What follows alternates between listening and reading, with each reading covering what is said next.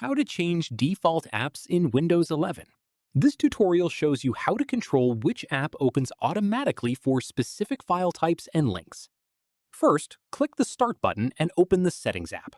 From there, click on Apps in the left sidebar. After that, click on Default Apps on the right side of the screen. At this point, there are two ways to make changes, depending on what you're trying to do. The first way is to search by file type.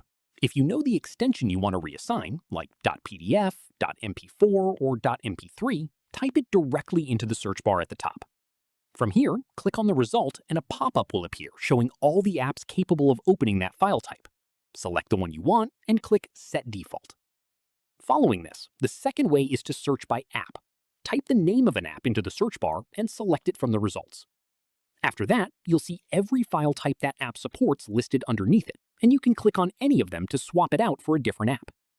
From here, if you want to change which browser opens when you click web links, find your current browser in the list, click on it, and reassign the HTTP and HTTPS entries to whichever one you prefer. Finally, all changes save instantly, so there's nothing extra to confirm once you've made your selections. Alright, that's how you change default apps in Windows 11. If this helped, drop a like, subscribe for more tutorials, and tap the bell so you never miss an upload. See you then!